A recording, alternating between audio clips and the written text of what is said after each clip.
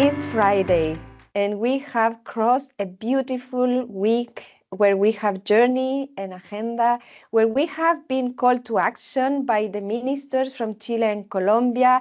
And the talk there and the takeaway was like, lead by example, use the transport solutions so you can be connected to people in daily life, and also provide high standard solutions for people to choose public transport instead of private solution, who was the call from the Minister of Colombia. Multi-sectoral urban collaboration and mobility was all about people-centered solution and collaborate with other sectors. Gender was a key topic. We need time to assess what are the real problems and data appropriate to tailor-made solutions. One solution doesn't fit everywhere.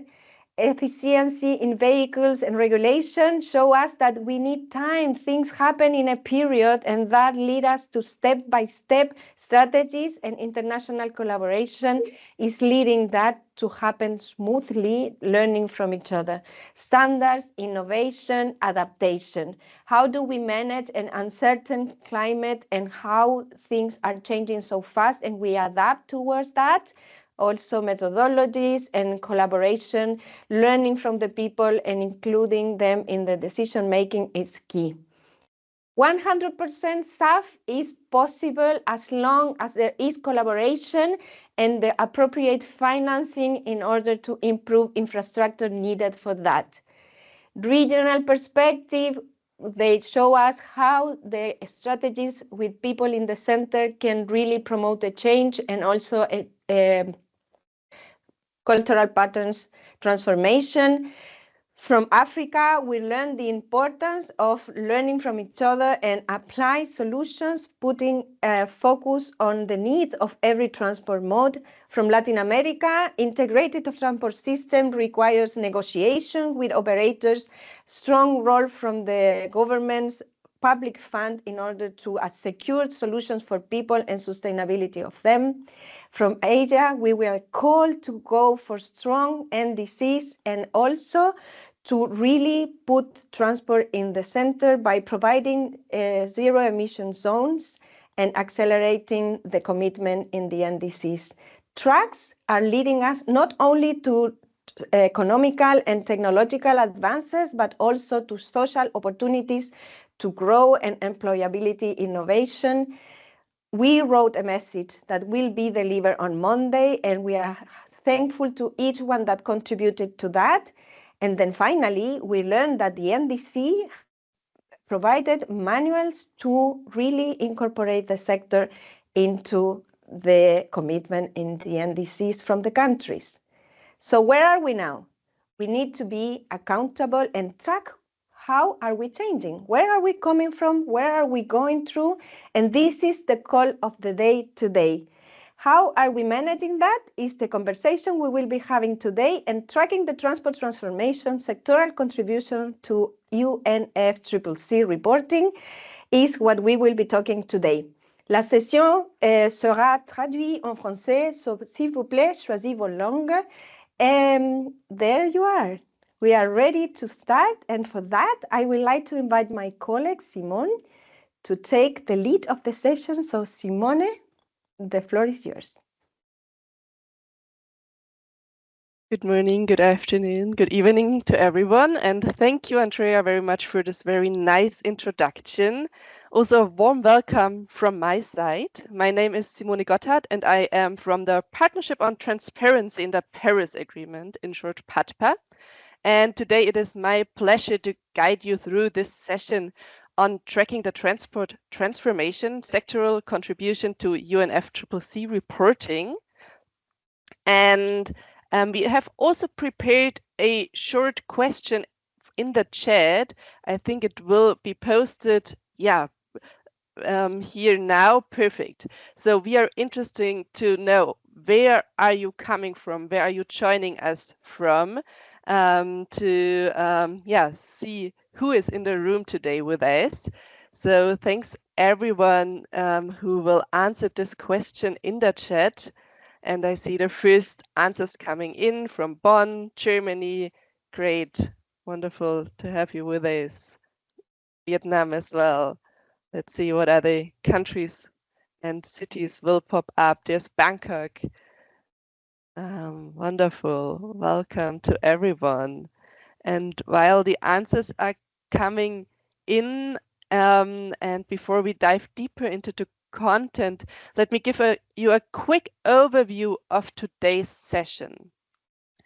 We'll start by exploring the enhanced transparency framework and its role in the transport sector, with insights on why accurate emissions reporting is essential. Then we'll hear from Vietnam and Morocco as they share practical experiences on setting up monitoring, reporting, and verification systems for transport emissions.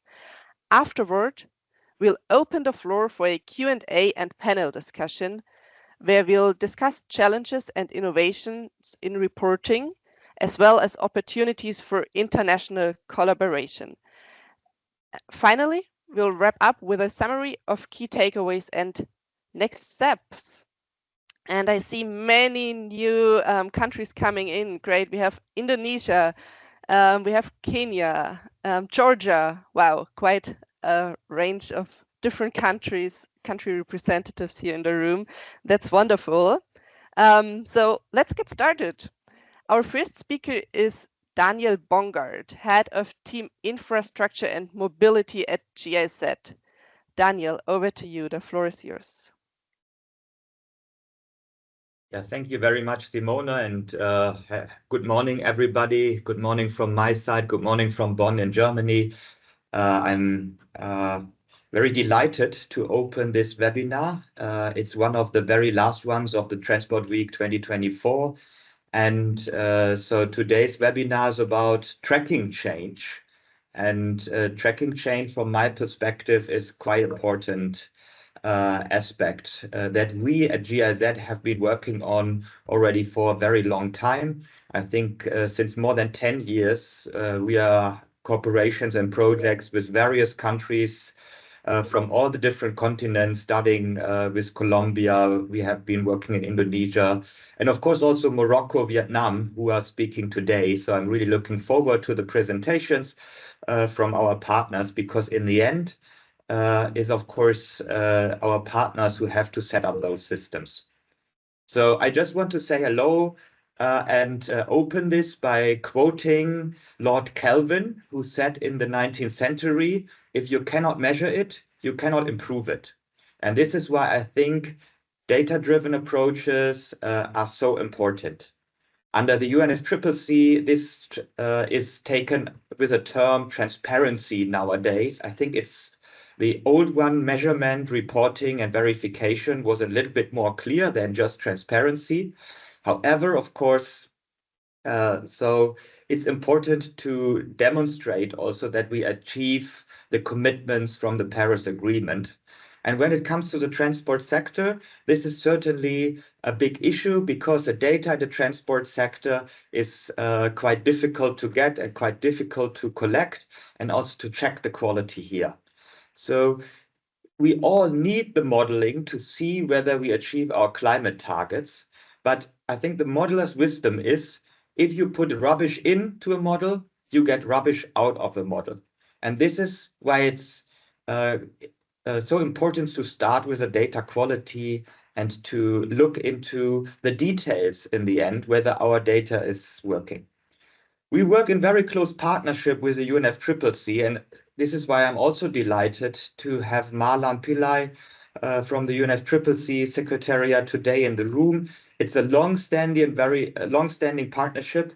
We had joint publication, we had joint trainings, and I think that's extremely fruitful, because the UNFCCC is the first stop shop for countries to approach when it comes to transparency and MRV issues. So we try to support the transport sector specific ones. And I'm really convinced that it's possible to build those systems, because we have the examples where countries exceeded, and we have very good examples today here in the room.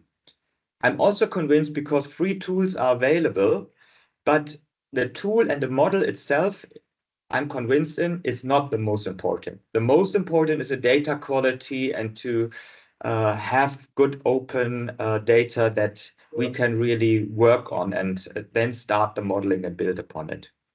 And then, of course, building capacities is key. And this is why I think also capacity building and webinars like these are important. I would like to encourage everybody to also approach us if you think there is a need for support in building the MRV systems in transport. So a last point I want to mention is that the cooperation of various stakeholders is required to build good systems. The data sources are not within one institution. It's scattered around different players, and we need to pull them together, harmonize them, fit them together. So good MRV systems are really requiring cooperation. So I'm convinced if countries build good data systems, also the cities and the private companies in the countries benefit from this improved data, because they can use the data themselves to do their own planning, to do their own modeling, and this is really beneficial for everybody. So I think national organizations, national ministries are really the ones who have to push that forward. So the lack of good transport data also limits climate ambition in the transport sector. We need to urgently work on it. I'm really looking forward to the presentations, and thank you for joining today. Thank you, Daniel, for setting the scene and your very optimistic messages as well, and for teasering as well this session of today. Before I hand over to Marlan, let's now watch a brief video that already introduces the NDC Transparency Nexus and makes clear why transparency matters as well if it comes to ambitious climate action. So yeah, film off. Thank you. Linkages between nationally determined contributions and transparency. The world is facing the impacts of climate change, and there is an urgent need for action. This is a global challenge to which all countries need to contribute individually. Nationally determined contributions, NDCs, represent the main vehicle for countries to achieve national climate change mitigation and adaptation targets and contribute to the goal of the Paris Agreement to limit global temperature rise to 1.5 degrees Celsius. But how do we act coherently to achieve a unified goal when NDCs are nationally determined and, as such, include very diverse types of goals? Enter climate transparency. Transparency enables the tracking and comparability of climate action and support and the assessment of collective progress in achieving this global goal. As such, it is one of the most powerful levers for building trust and confidence among countries that everyone is doing their part. At its core, transparency is about gathering, managing, and using reliable data. Reporting information to the international community for the tracking of individual implementation and of collective progress through the global stocktake every 5 years is one of its uses. But access to good data is also an essential ingredient for countries to design, define, implement, and update ambitious yet realistic targets, policies, and measures. In this sense, transparency and NDCs are deeply intertwined, whereby the implementation of climate actions in the NDCs provides data for transparency, and its analysis guides more ambitious climate action. Far from being a reporting burden on countries, transparency functions as the backbone for the effective implementation of climate action. It allows to identify trends, risks, and opportunities, design science-based policies and measures, and track their effects as implementation unfolds, and to review and amend what does not work. It is essential for identifying gaps and needs, both on capacities and resources, and increase the likelihood to attract international support. Many other benefits are derived from it. In some cases, having a functioning transparency system in place is even a prerequisite for specific policy choices, such as participation in carbon markets. In short, transparency allows us to understand how good or bad we're doing, both nationally and internationally, and to inform our short and long-term decisions. Challenges and solutions related to transparency and NDC implementation are highly interlinked, and policymakers should be encouraged to always consider them together. The success of the Paris Agreement depends on it.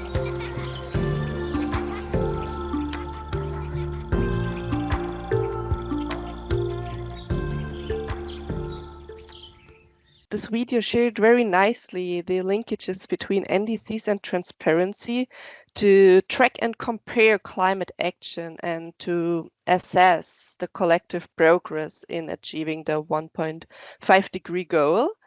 It also highlighted the importance of transparency and also its benefits for national policy making.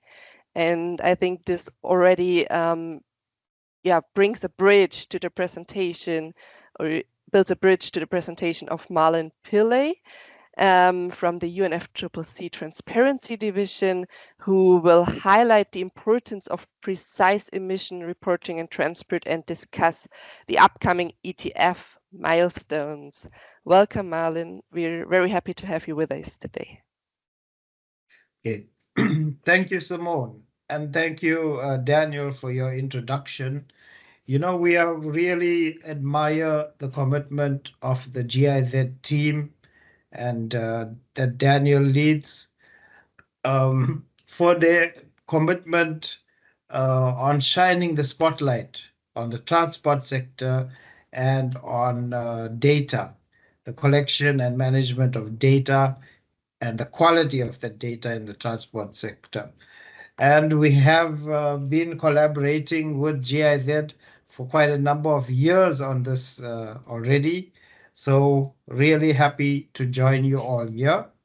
And also I'd like to greet all the participants that joined in this morning, understanding that you are in different geographic locations, different time zones, but still you managed to make it to the webinar. So good morning from Bonn to all of you. So I'm just going to give a short presentation or short speech. Firstly, 2024 has been a big year for transparency. There's been a lot of capacity building that we have done, and a number of partners as well have done a lot of capacity building to help countries prepare their first biannual transparency report. Now, these reports are due by 31st December, and we have already seen a number of countries starting to submit their BTRs to meet that deadline of 31st December. Now, in addition to that, we have come to the full implementation of the enhanced transparency framework. We are seeing this with the first technical expert reviews of those reports being conducted. And this really helps us strengthen, helps countries strengthen their national climate plans and processes and procedures as well, because they have access to a panel of experts that will review the information that they submit and then be able to give them some feedback on what they've reported. Now, in addition to this, we've heard this presentation on NDCs, and we see that countries are monitoring the progress and achievement of those NDCs and reporting on that in their biannual transparency reports.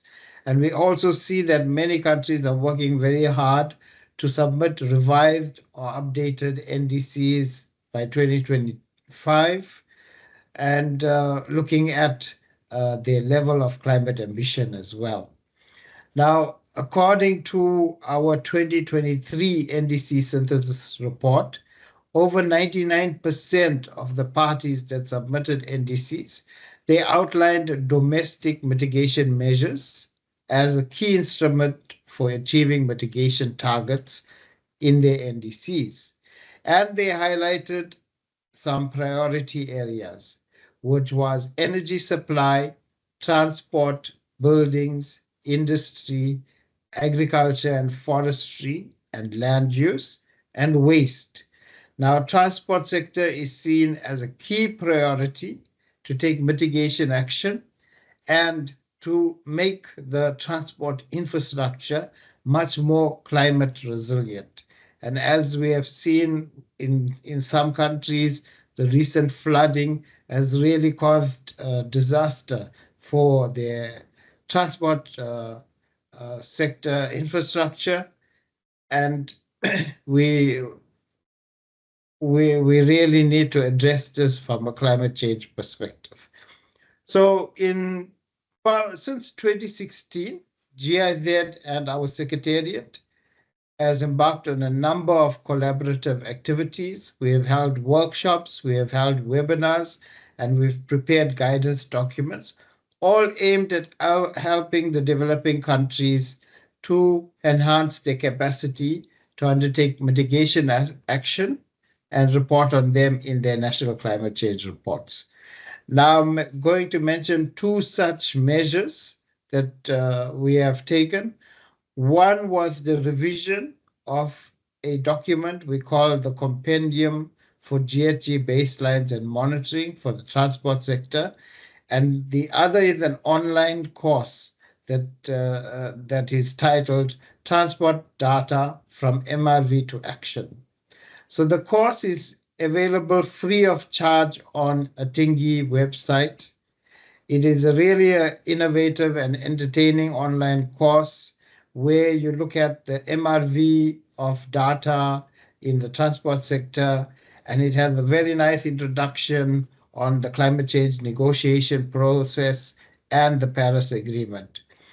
And the compendium document provides a lot of interesting tools and methodologies that you could use to explore different mitigation scenarios and look at different mitigation options that you can take in the transport sector. And we revised it to include some really latest trends, ideas, and activities that we see happening, sort of like ride hailing, for example.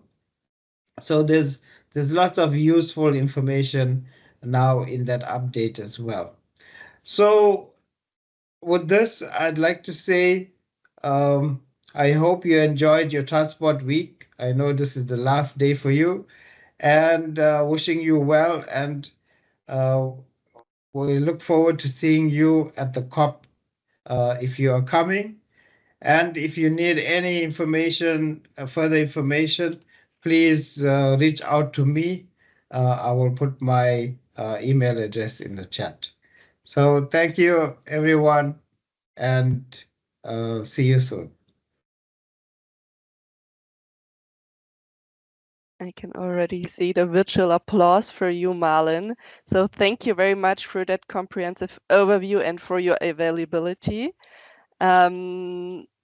It's inspiring to see how far the enhanced transparency framework has come and a strong foundation being built with the first biannual transparency reports to be submitted by end of this year.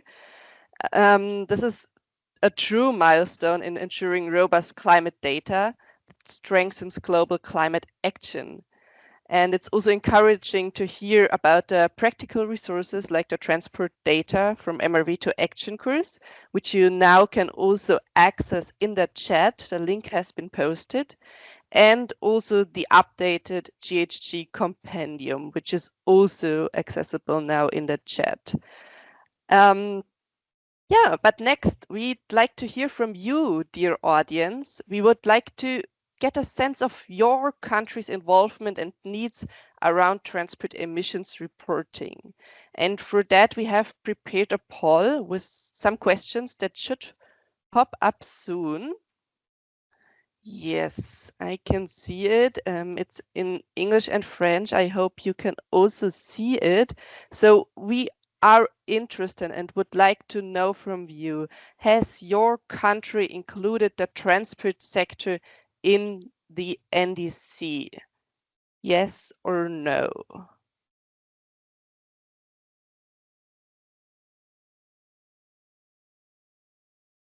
Have we already received any answers?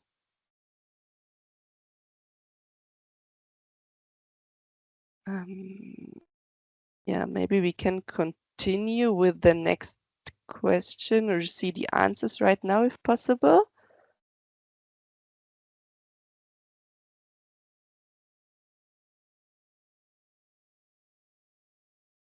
Transport sector is an important sector for many countries. So, yeah.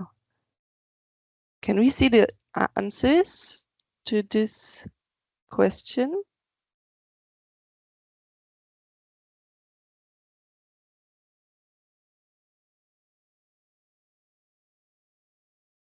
Maybe not. So please, okay, we can see it in the chat, but somehow I can't see it. Let me check again.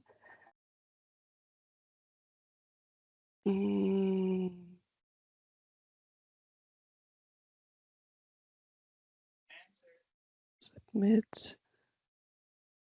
Yeah, thank you all very much for answering the questions. Now I can see the answers as well. I also had to submit my responses. So 100% yes, right? All countries present here have included the transport sector in the NDC. And we have received 18 responses. Great. Then what support, the next question, what support would you need on reporting transport emissions? And we have received answers that online guidance would be necessary. Also hands-on support is required, and most of the persons answered in-person training would be the most important thing to receive. Thank you for your answers. And then we have a cloud of answers as well.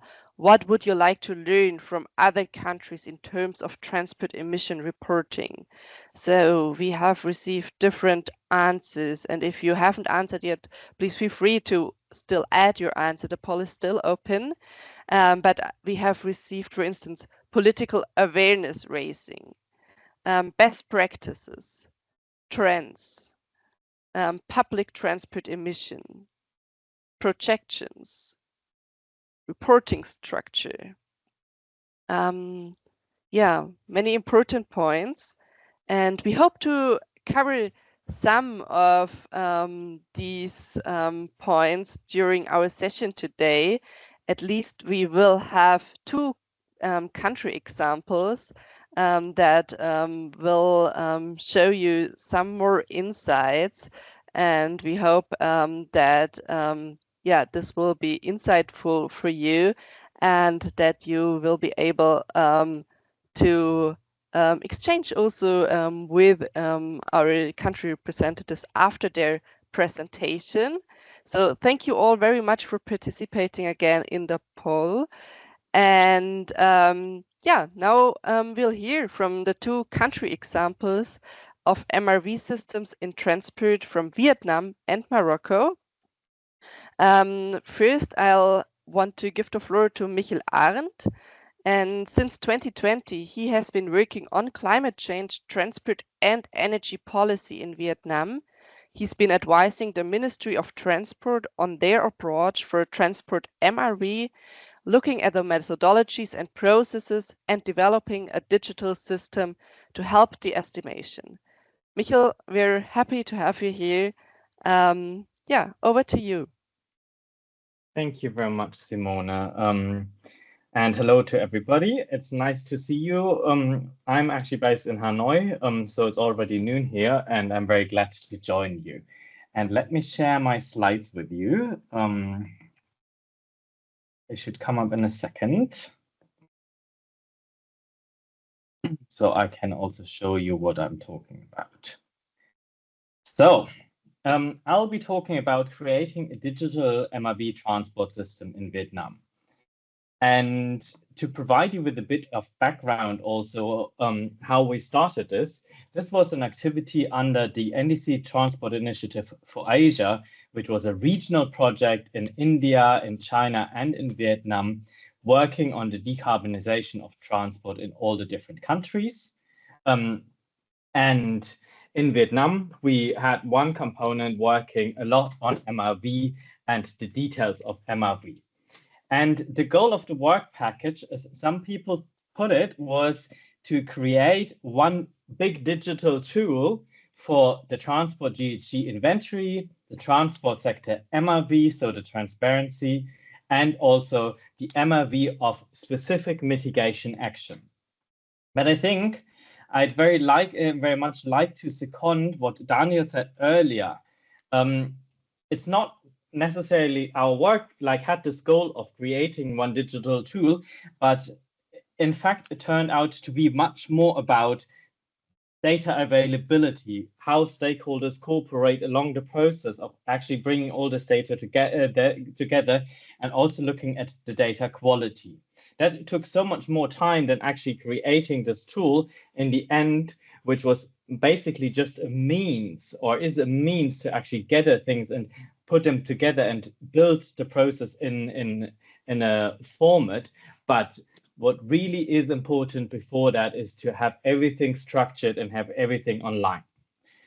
And in Vietnam, we are in a very lucky position because we did not start from the scratch, but we had clear guidance from, on the one side, the environmental ministry, who had already issued a specific reporting requirements in a specific degree, including like forms, etc. So you knew what you had to report as a transport sector to the Ministry of Environment. And we also have in our NDC very specific actions for the transport sector that you'll find on the slide in the lower part. And these actions can be broadly categorized, and you'll see later why this is important. We'll have 3 actions about modal shift. So they're about shifting people or shifting goods from one transport mode to another. Then we have measures 4 in total that deal with the fuel shift. So changing the fuel either towards electrification or to CNG. Then we have a general goal which dealt with introducing biofuels in all the petrol available in Vietnam. We had one single measure on fuel economy, and we had one that is a bit different on increasing the load factor for truck fleets. And we also had started by the time I arrived in Vietnam on working this. Vietnam has been working on inventories for the transport sector since, I would say, the mid-2010s, and they had already issued a foundation based on a tool we call Trigger, which was actually developed in cooperation of GIZ and IFOI in Vietnam on doing the GHG inventory. And they had already issued the circular to collect the data required for the transport inventory. And the processes had already started. People were aware of the circular. They were aware of the reporting requirements under the circular and for the inventory. So a lot of data collection was already initiated, although it was on paper, but the most important thing is really to start actually collecting. So that was happening already. Nevertheless, some challenges remained, specifically on the data collection for small vehicles. So two-wheelers, small boats, things that don't necessarily come quite often to frequent checks by authorities, but are once registered and then float around the rivers and don't necessarily have like this 2 biannual checks with some authority. So those are difficult to count, and it's also difficult to count the activity, how many kilometers they go on the rivers. For our approach for the MRV system, we used what was there. So we basically digitized also the processes behind the transport GHG inventory, where you measure the overall transport sector emissions. And how do you measure the overall transport sector emissions? You sum them up. You sum up the road sector, the railway sector, the maritime, the inland waterways, the aviation, and the others. And then we had a look at like the second important thing, which was reviewing how many emissions are actually reduced in the transport sector over time, and is that in line with the NDC? And how this is done in Vietnam was by basically having on one side the estimation for the business as usual scenario, and then basically subtracting the whole emissions from the transport inventory. So you actually have a figure of how far are you away from the business as usual scenario, and you can also compare that with the estimated emissions that you had projected for your NDC. And then you have the third component, which is about approaches for mitigation measures in the NDC. So this is pretty straightforward. You compare what you had expected as projected emissions for a specific mitigation measure, and then you compare that to real-world emissions. And for all these three components, we worked in the project on methodologies, and that was one of the key works that we fulfilled. The guiding principles were to work on existing approaches, to change as little as possible for the data collection and make it also workable. And also to ensure that you have consistency and comparability. You may know this TAC principle that are enshrined in the IPCC guidelines of transparency, accuracy, completeness, consistency, and comparability. And it's really important that you can compare over time. So we tried to stay in line with the existing methodologies as much as possible. Then we also agreed to use as much as possible existing data, not collecting additional data sets, but using the data that were collected already. And we did a detailed data review of which data was actually available and which data was not available so far. We obviously, when we designed all the different methodologies, we looked at international good practice, and we really followed this approach of as simple as possible and as complex as needed. So the goal here was not to do the most elaborate and most detailed methodology, but do a methodology that can be executed as much as possible and can produce reliable data over time, rather than ensuring that we have the latest bit of 1 ton plus minus. That's really not the key here. It's important that you have a consistent picture over time. And we also quite quickly realized that we would not be able to measure all the mitigation or monitor all the mitigation actions right from the beginning.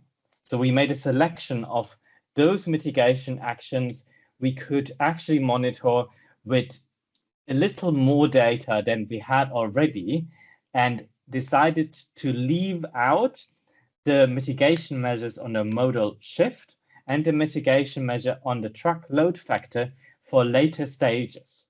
For the modal shift, those would be probably tackled in project-based MRV systems for projects that specifically deal with the modal shift, and the load factor will need much more data and will be followed up in the near future after time.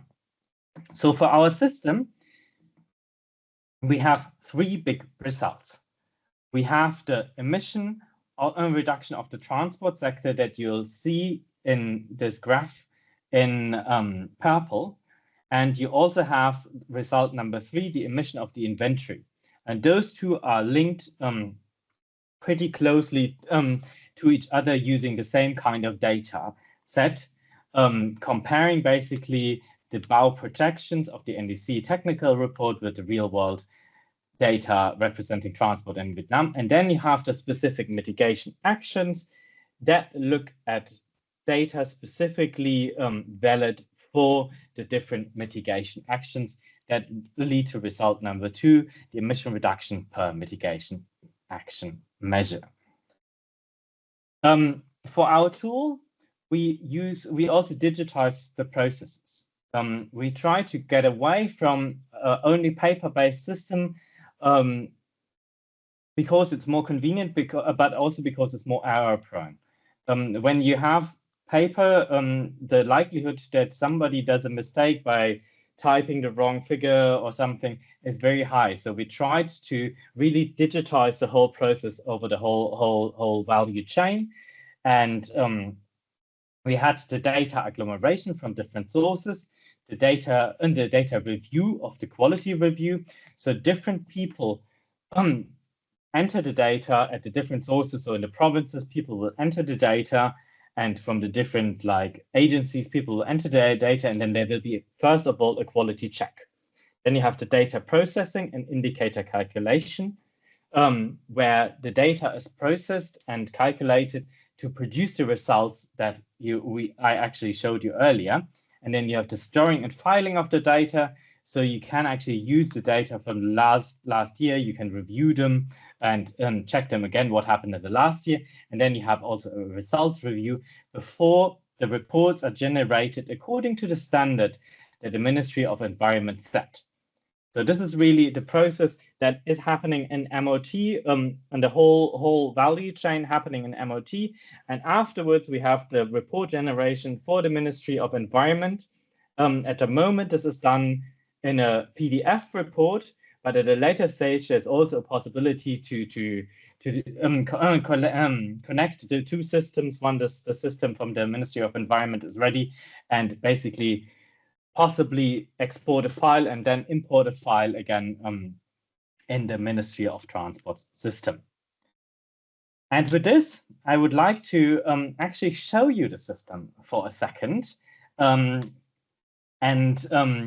also provide you with a bit of insight into how it looks at this stage. And for this, I'd change to sharing my screen again. And Simone, could you maybe give me a heads up of how much time I have left, so I don't overshoot too much? We're still good in time. So like, I don't know how much time you would need for the tool, but like 5 to 10 minutes. Yeah. Yeah. Okay. So this is the system. I would like to, I hope you can see it. I would like to reiterate that this is not a productive version of the system, but this is a testing environment, because I can obviously not show you the system with the internal data from MOT and installed on the MOT's servers, since this is confidential data. But I'll show you here the system as finalized as we had it on the testing system. It's the same system, but it has mock data inside. So when you look at these data that you see already on the screen, they don't make sense, but it's nevertheless showing you how the system works. And I'd like to start with showing you the input data section.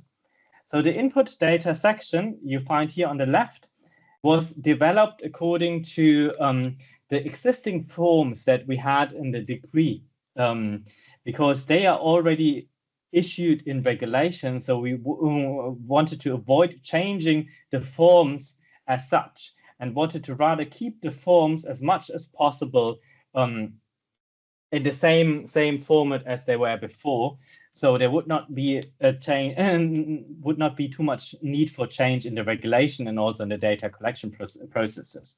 And you see here already, you can enter the data from different years into the system, and you can you send the data, and then it might actually be also returned when the quality check is not correct. So let's update this form that has been returned. It looks like this, and we are now here looking at inland waterway ships. So you enter the quantity and the tonnage and the engine capacity of the different ships, and you basically have the same form as you had in the existing decree. You can also add here a note saying this data was collected by in a certain investigation program, so in a certain study. And you can also say here in a note, this is what I changed, in a comment. So there's a lot of things you can also tell the person who is actually then reviewing your data at a later stage that you also want to convey as a message, and that may also be picked up in a later stage. So yeah, you can pick up, put on all your data here, and then you save or you send a report. So let's save first. and then it's still returned, and then we can also send it. There we go. Well, there's some information still missing, so we cannot send it at this stage, but we'll add this data later. And and there's also one important function that I'd like to show you, which is the import of Excel sheets. So you can also use the existing Excel sheets that were used in the past and can import them here. This is a very useful function in case that you within your own agency work in Excel sheets, for example, and collect the data offline first, and then just want to upload it at a later stage into the system. So this is quite a handy function that people are very happy to have also. So let's report this. Success. Gone. Excellent. And so you find here all the different data sources and the different sheets, and they are marked by the agency. And each agency, so in this case, VR stands for Vietnam Register, only gets to see the forms that are relevant for them. So they can only enter the data that they are responsible for. And there's also an email system behind to remind them to send the data, etc. So this is all happening. And there's different agencies here. So different people report their data. And then the system also has a section on default values. So you have the classic default values out of the IPCC guidelines here, and you can, in theory, change them if you needed to. So if you, at some point, decide, okay, we need to change our default values for whatever reason, you can change them here.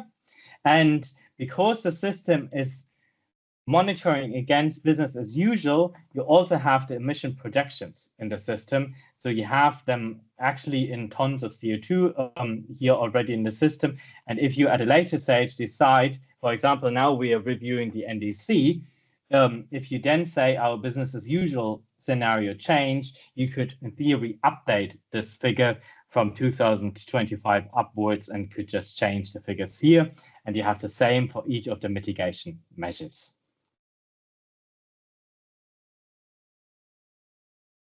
And let's have a look at the review section. So once people actually send their data to the portal, a specific institute within MOT has the responsibility to actually check the data. So they can here check the data, and they also see if the data matches previous years or not. So they see there's a margin programmed into the system. If this is far off the data, it would appear red here. And then you would immediately see that there is a large margin off the previous year. And this would basically highlight and aid you to say, okay, there might be something that is not entirely correct here. Let's check why this has changed. And then you would talk, or you would check with why this data might have changed, and then you could access it in more detail and really examine it. And then you can either say you confirm this data, or you return the sheet and send it back to the sender. So let's return this, and I say, I don't know, I believe your data is wrong. This is not a very helpful comment, but yeah, you can do this in general so everybody is aware of what has happened here. And then once all the data is correct, you can obviously then look into the reports. And there's two different report sections here. One is on the inventory and one is on the MIV of measures. So these reports are designed, as I said earlier, according to the standards that were set out by the Ministry of Environment. So here they have asked to provide detailed information on the implementation. So we do that. And then there is a section of that reports on the emissions itself.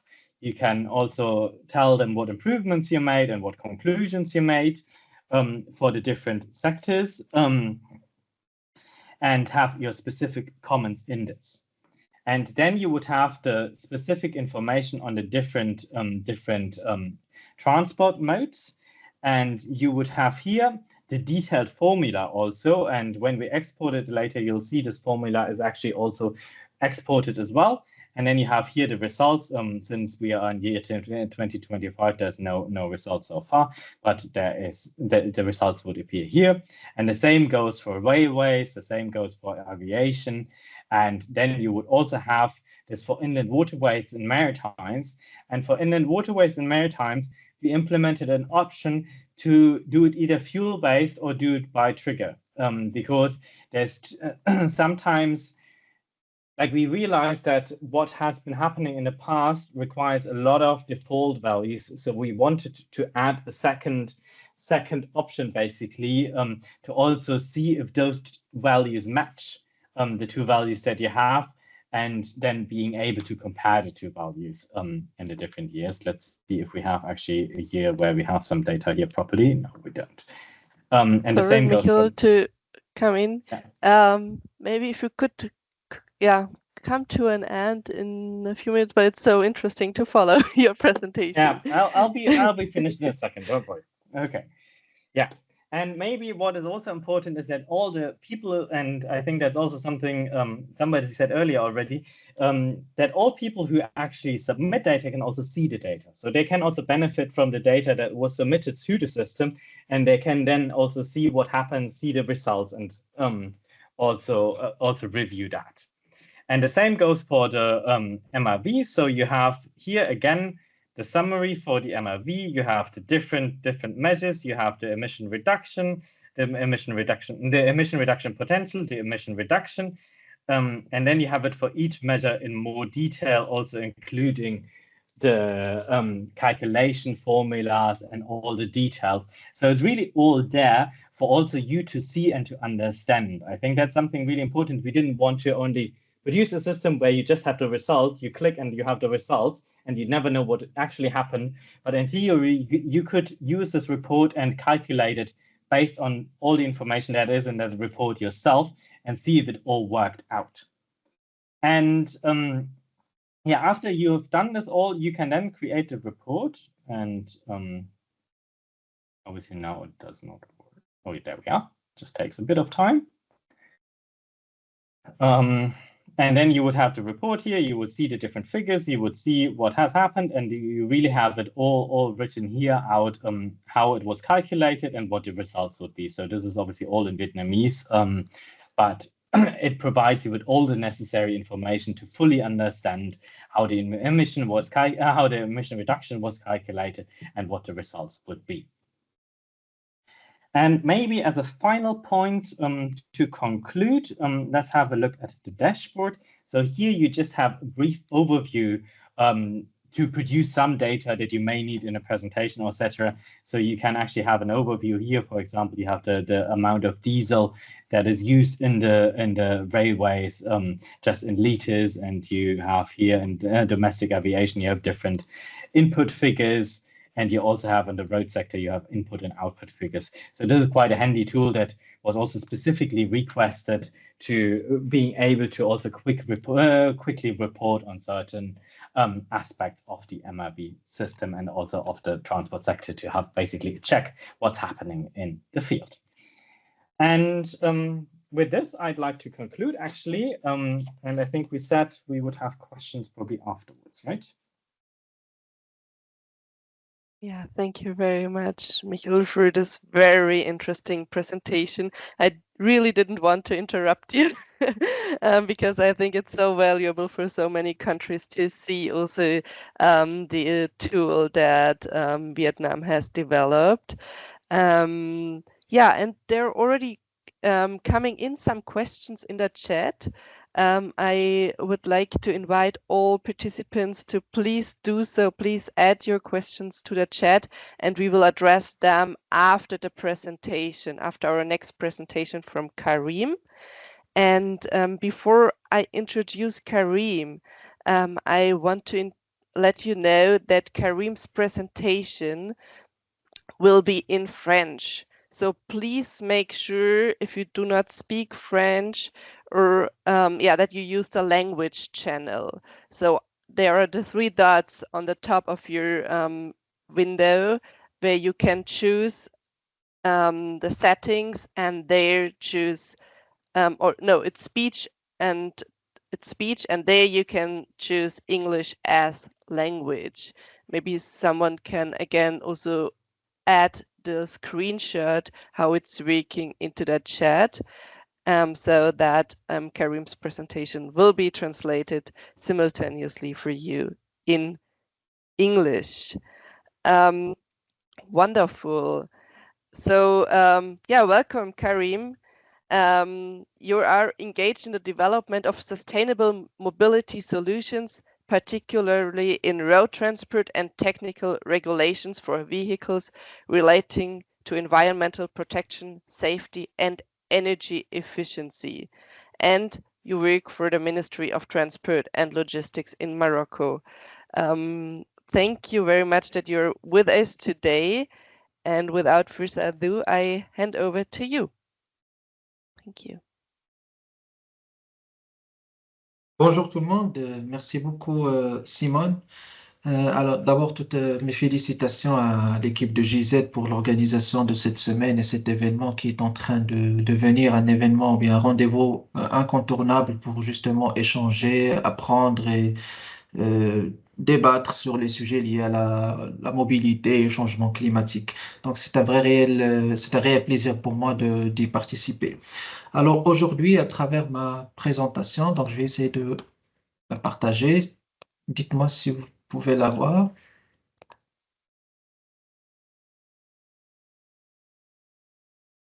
C'est OK? Oui. Yes, we can see it. Très bien. Alors, à travers ma présentation aujourd'hui, donc je vais essayer de vous donner un aperçu, bien une idée sur ce qu'on a fait, le travail qui a été mené au Maroc pour l'implémentation d'un système MRV concernant les émissions de gaz à effet de serre pour le secteur du transport terrestre. Alors, la première question qu'on peut se poser, c'est pourquoi ce système-là? Alors, en 2014-2015, lorsqu'on était appelé à proposer des actions dans le cadre de la première NDC du Maroc, donc on était confronté à des difficultés liées notamment à la difficulté d'évaluer les actions qui ont déjà été mises en place auparavant. Et ça, c'est dû principalement à l'absence des données, donc qui concernent que ce soit l'activité du transport, l'empreinte énergétique pour chaque branche de transport, mais aussi les émissions de gaz à effet de serre et leur ventilation par branche de transport.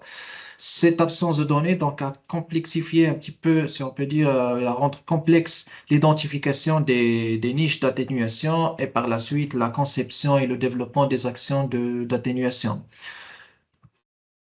Alors, c'est à partir de ce moment-là, donc on a décidé de mettre en place un système qui va nous permettre d'avoir des données et des indicateurs pour justement bien identifier les niches d'atténuation, pour ensuite prioriser les actions. Et bien sûr, ces données-là et ces indicateurs, ils vont nous être très utiles pour concevoir et pour développer ces actions et pour ensuite les évaluer. Et bien sûr, tout ce mécanisme-là qu'on essaie de mettre en place à travers ce système MRV, c'est pour, in fine, avoir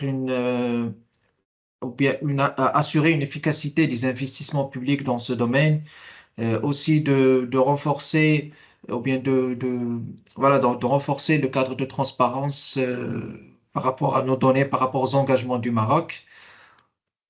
Et troisièmement, c'est pour renforcer la crédibilité du Maroc vis-à-vis les bailleurs de fonds à l'échelle internationale.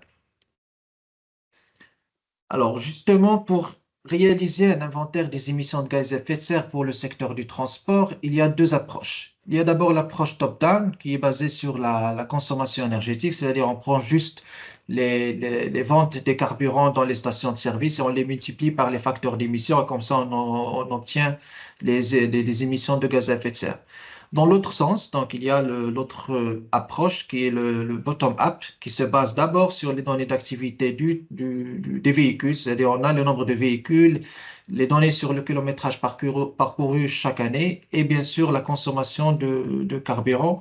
Si on multiplie tout ça par le facteur d'émission, donc on obtient les émissions de gaz à effet de serre du secteur. Cette approche-là, donc, il nous permet d'avoir une idée plus précise sur les émissions de gaz à effet de serre pour chaque branche de transport, chaque catégorie de véhicules, par exemple pour la catégorie de transport de personnes, pour le transport de marchandises, et même dans le transport de personnes et le transport par voiture particulière, ou bien par les deux roues, ou bien par les bus interurbains et urbains. Donc, ça nous permet d'avoir plus de données possibles. Alors, donc, pour justement mettre en place ce système MRV, donc, on a suivi la méthodologie ou bien les étapes suivantes. Il y a d'abord la gouvernance et la collecte des données, leur traitement, leur analyse, et bien sûr, pour arriver enfin pour avoir un inventaire. Et bien sûr, il y a la dernière étape qui est très importante aussi, c'est l'intégration de ce système-là dans son environnement et avec les autres systèmes à l'échelle nationale et sa pérennisation par la suite. Alors, s'agissant de la gouvernance, donc on a eu deux organes de gouvernance, si on peut dire. Donc, il y a d'abord un groupe technique qui avait la responsabilité de réaliser l'inventaire des émissions de gaz à effet de serre pour le secteur du transport terrestre, depuis la collecte de données jusqu'à la publication des résultats. Donc, ce groupe-là a été constitué des cadres du ministère du Transport et de la Logistique et aussi de l'Agence nationale de la sécurité routière qui détient la majorité, bien la partie la plus importante des données, bien sûr avec un accompagnement de la GIZ. Donc, je remercie vivement les membres de cette équipe-là parce que sans les efforts de tout un chacun, donc on ne peut pas être là pour présenter ce projet aujourd'hui. De l'autre côté, donc, on a eu les parties concernées, donc on a identifié les parties concernées, que ce soit d'une manière directe ou indirecte par notre travail. Donc, il y a tous les départements ministériels, donc ministère de l'Intérieur, ministère de l'Équipement et j'en passe. Il y a aussi les institutions, bien les agences sous tutelle du ministère du Transport. Et là, je cite l'Office national des chemins de fer, pour tout ce qui concerne le transport ferroviaire, le SNTL, la Société nationale des transports et de la logistique. Et aussi, on a eu le secteur privé qui a été représenté par l'Association des importateurs des véhicules au Maroc. Donc, l'interaction entre ces deux organes de gouvernance se passait à travers des réunions bilatérales lorsque le groupe de travail, par exemple, identifiait qu'il y a des données intéressantes chez un partenaire ou bien une partie concernée ou bien une partie qui a déjà réalisé des études qui peuvent nous être utiles. Donc, on mène ou bien on organise des réunions bilatérales. Mais outre les réunions bilatérales, on a aussi l'occasion de discuter et d'échanger avec ce groupe-là dans le cadre d'un comité consultatif constitué par tous ces membres-là. Ce comité, donc, le groupe vient avec l'état d'avancement du travail et les membres de ce comité consultatif peuvent émettre leur avis, leur critique parfois sur les données. Ça nous permet d'améliorer notre qualité des données et notre approche par la suite. Alors, la première tâche de ce groupe de travail était de collecter les données. D'abord, il fallait identifier les sources des données clés. Donc, il y a d'abord, bien sûr, le ministère du Transport et de la Logistique à travers la direction des transports routiers, mais il y avait aussi le ministère de l'Équipement de l'eau pour tout ce qui concerne le trafic routier, surtout dans la partie interurbaine.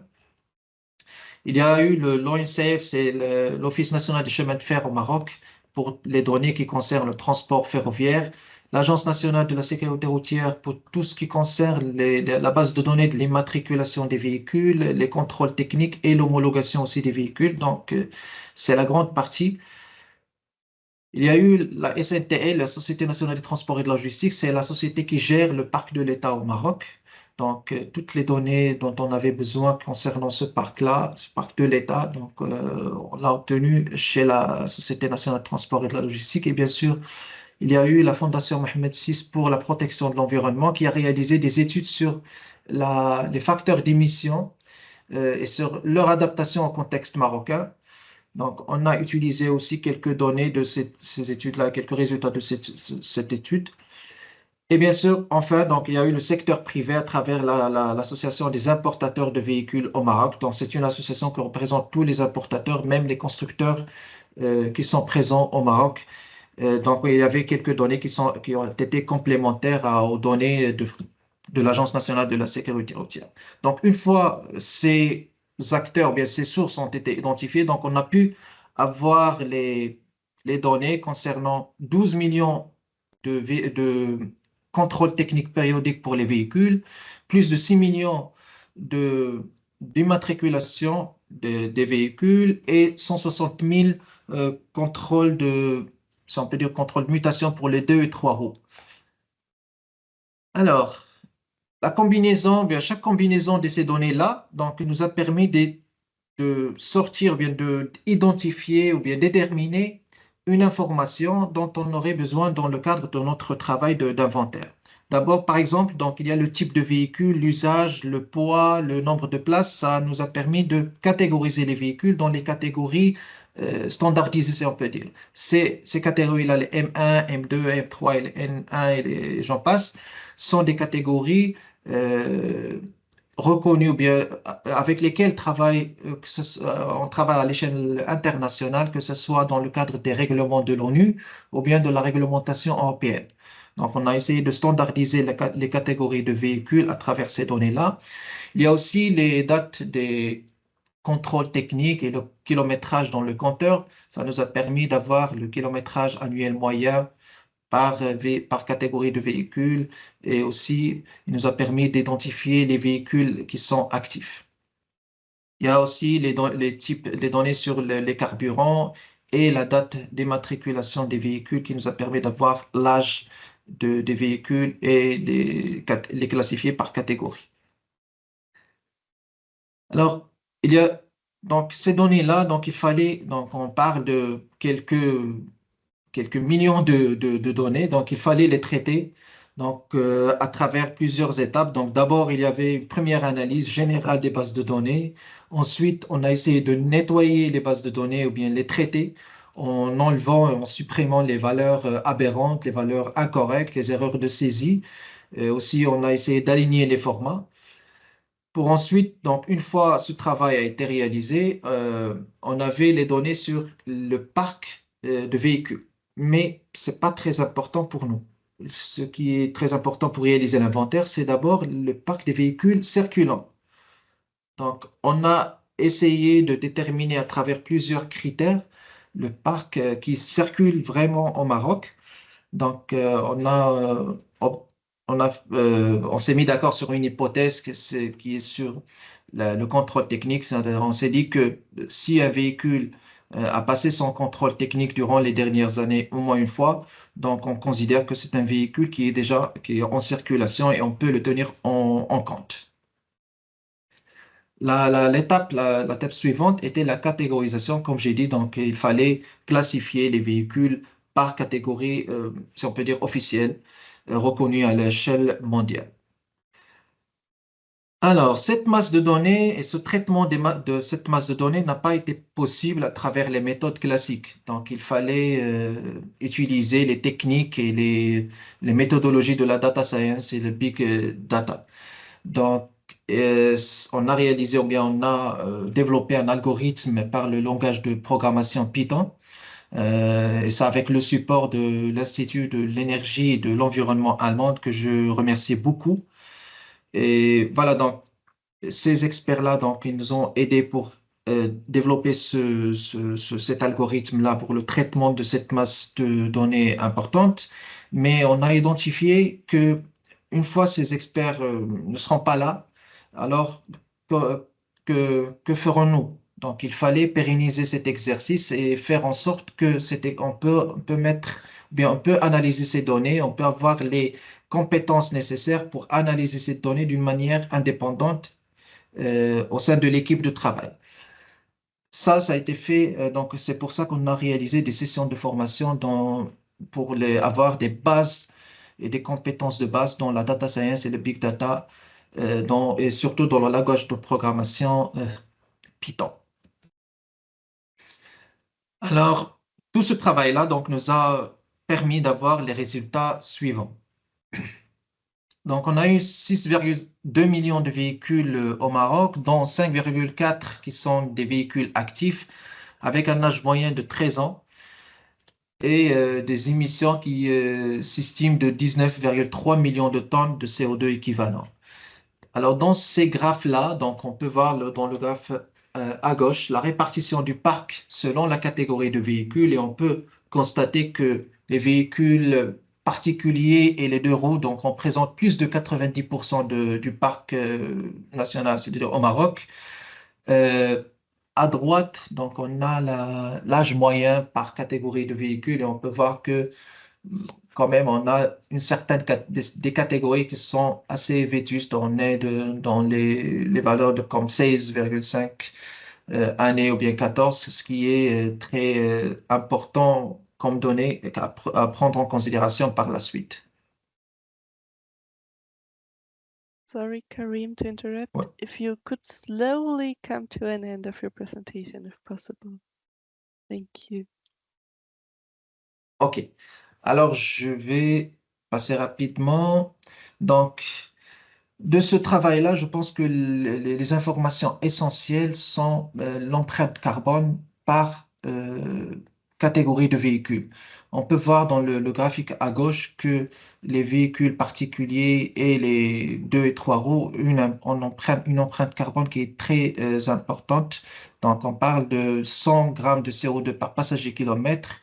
Dans ce qui est par contre, lorsqu'on va vers le transport en commun, donc on voit que cette valeur se divise par 4.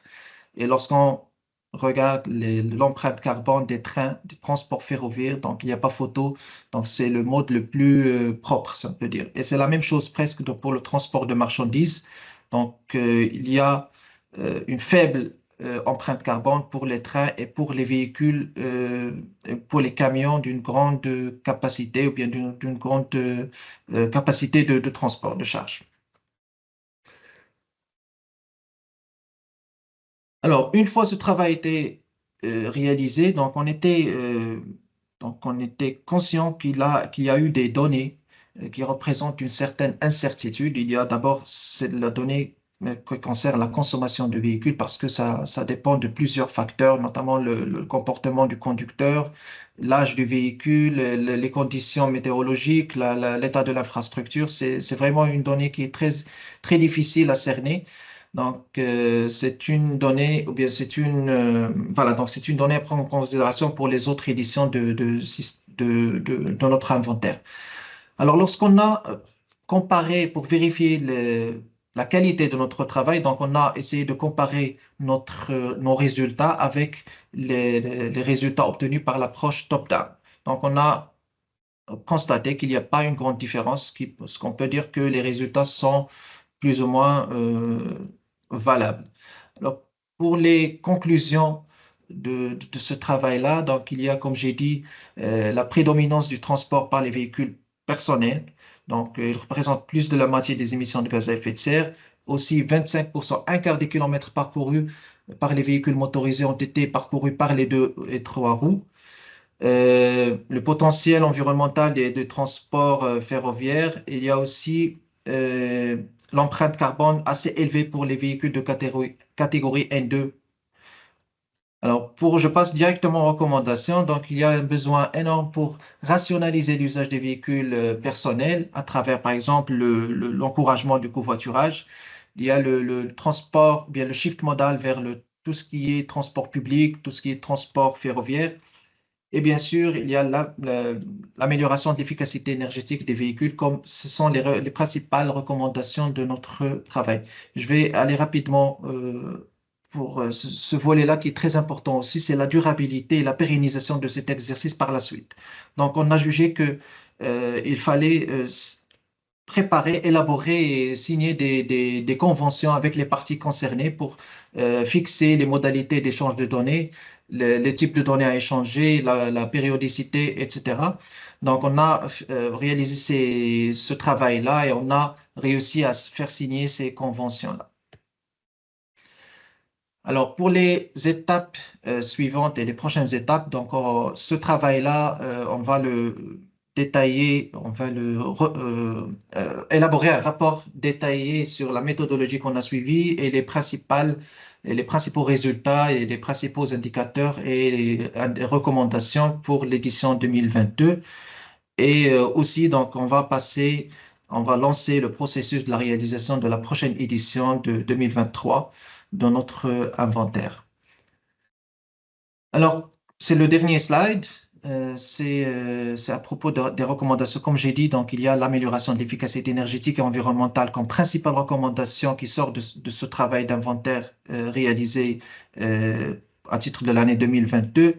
Et là, donc, on a essayé de concrétiser cette recommandation-là à travers un projet qui est lancé avec l'accompagnement de la GIZ qui est Improve, qui concerne justement l'amélioration de l'efficacité énergétique des véhicules. Donc, voilà une idée sur le travail qu'on a fait au Maroc pour l'implémentation de ce système MRV.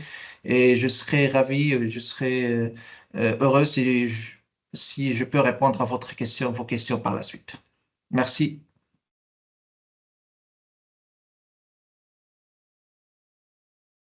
Big virtual applause also to you, Karim, and thank you so much for sharing on the experiences of Morocco. This was really insightful. And in light of time, I have seen that we already have received 2 questions in the chat that have already been answered partially from Michael, but please, participants, feel free to ask your questions in the chat. We will be able to address them now. You can also raise your hand and ask your question directly to our 2 panelists. But yeah, since we already received 1 or 2 questions in the chat, maybe Michael, do you want to go a bit deeper? I see you've already answered it in the chat, but maybe it's also interesting to learn a bit more. So the data will be partly public, but and the other question was if you can talk a bit more about the data sources Vietnam uses for road transport. Yes, thank you very much. Let me start by applauding Karim. I think it was really interesting to hear also from you what you did, and it's great to also see how you used different methods to actually clean the data. I think that's a very important aspect for all the countries, and it's also one of the most important aspects for actually successfully conducting GHG inventories and also the MRV. Regarding to the questions, yeah, I think I tried to answer as much as possible already. So for this question regarding the data collection for road transport, indeed, it's for us, this is not so much a problem for everything that has 4 wheels or more, because these things, they are registered with Vietnam Register and they pay tax. So it's pretty clear of what is still in the fleet, and they go to technical inspection regularly. So we pretty much know what mileage they do. And we have fuel consumption data per kilometer based on official figures that Vietnam have for all models and all vehicle types. So this is a pretty straightforward calculation. What you don't have in these figures is how well is the engine adjusted, etc. This is like a difficult thing that is not captured at this stage. The more difficult things are the motorbikes mostly. You may be aware that a large majority of Vietnam's transport is actually motorbikes. So this is a very important mode in Vietnam, and everybody drives on a motorbike.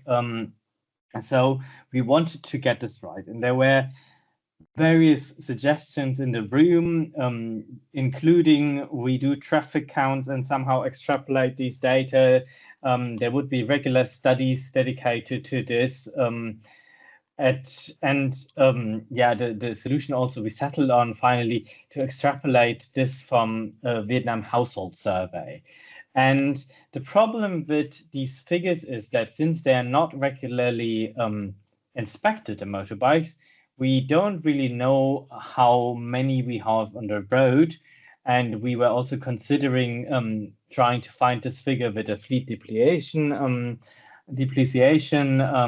calculation, but then you would still not know the mileage. So we in the end settled to this Vietnam household survey, which is conducted every couple of years and talks to many households and in various areas. So you have also a geographic distribution of people who live in cities, and you have people who live in rural areas. They have a bit better understanding, and it has fairly good figures of how many vehicles a household have, and it also got figures on the mileage of these vehicles. At the current stage, we provided some suggestions also how to improve that. We'll see how they're going to be picked up. But we believe that this is at the moment the best solution for solving the data gap here. And this is one of the aspects I was talking about earlier. It's very difficult to get new data for specific aspects. So we try to use as much as possible data that we have already. The other question was referring to open data platforms. So the Vietnam government have some data already available on the General Statistics Office's website. Those are at this stage hardly any data from regarding to emissions, but there is some data on passenger kilometers, etc. So there is a couple of data items, and we will see how that will change once we also have the BTR in place and like it all runs a bit smoother.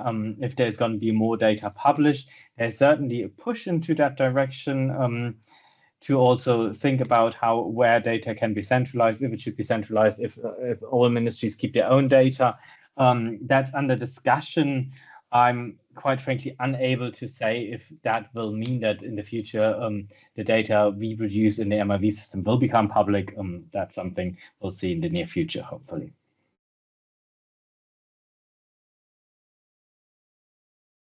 Thank you very much, Michael, for providing these answers. And just right now, when you ended your answer, we received another question, which is, how do you deal with motorbike emissions? I think, can some of you maybe address this question? I mean, I think I shared my perspective on this. How do we do that? But I'd be quite interested to hear also from Karim if you have a good solution to this.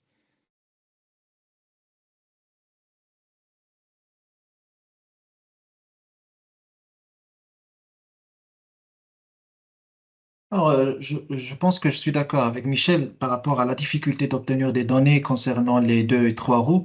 C'est la difficulté auquel on était confronté même au Maroc parce que c'est pas comme les véhicules de passagers où on a l'obligation de passer le contrôle technique chaque 6 mois ou bien chaque année.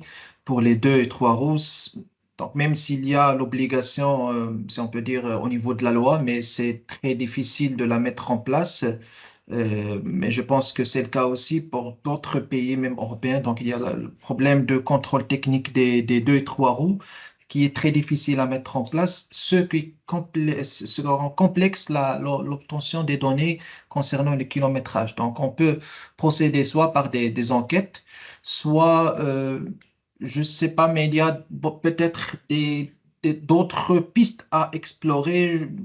Mais je pense que la meilleure, la plus fiable jusqu'à maintenant d'avoir ces données-là, c'est à travers des enquêtes. Autrement, c'est vraiment très difficile, surtout lorsqu'on parle d'un parc qui est énorme, que c'est le cas aussi au Vietnam, et au Maroc, ça représente le tiers de notre parc. Donc, peut-être il fallait mener la réflexion sur cette piste-là et essayer de voir comment on peut innover justement pour avoir ces données-là d'une manière la plus fiable possible et d'éviter de travailler avec des hypothèses qui ne sont pas adaptées au contexte de chaque pays. And Michael, in light of time, we will have to continue now. But it's been so interesting listening to you, and I think we could continue our conversation and discussions for hours. But it was so great to have you, and thanks for sharing all your insights. I'm quite sure that there will be many follow-up questions and a lot of space to engage also after this Transport Week. So thank you very much. I will very quickly also share my screen before Andrea will come in as well, because I wanted to share you as well that we have also gathered important information for you, which we will share with you after the meeting as well. So Marlan already mentioned the compendium, so we gathered this in a presentation with the link where you can again have a look in the compendium, which is a great collection of methodology approaches for GHG quantification of different types of transport mitigation actions. Then we've already mentioned also the online course on transport data, which we highly recommend you to participate and have a look to. And of course, there's also other guidance available for transport sector, other case studies, for instance, from Sri Lanka, and other articles and important websites where you can find further information.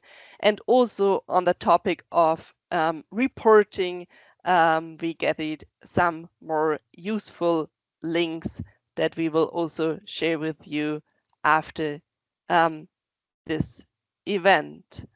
Yeah, but without further ado, I would like to give the floor to Andrea to finish our nice session of today. Thank you, Andrea. Thank you, Simone. Thank you, everyone, for the insights and the experiences that you have shared today. We are getting normally collect a message from the session. So I don't know, Simone, if you'd like to give us a key message for a closing remark. Sure, I can do that. I think that Daniel also wanted to share something. Now I'm not sure. I thought we are out of time already. But yes, okay, so we can invite Daniel, of course. Daniel, you are welcome to join us. We are coming to an end of this session, and of course, as we have done in every session, it's like, I mean, everyone is invited, even you, Michelle, or yeah, okay, Daniel is there already. So how do we close this session? Like one highlight that we can get into the poster and then share with the audience and motivate them to come to the video later and go back into the session in depth. Yes, I think so. We have really seen great progress in MRV in some of the countries, especially Morocco and Vietnam, that we have heard today. So I'm really impressed by the experiences and the efforts the ministry has been done. And thank you specifically also Karim as a long-standing partner in our projects to presenting here, not only about the success, but also about the challenges that are related to this. And I think it's extremely important to coordinate within the different ministries and to really motivate also everyone to work on this aspect. And I think this is also maybe my key message here, that we need to motivate very different actors to come up with reliable, high-quality MRV systems in the transport sector. It is about human cooperation and not only technical systems.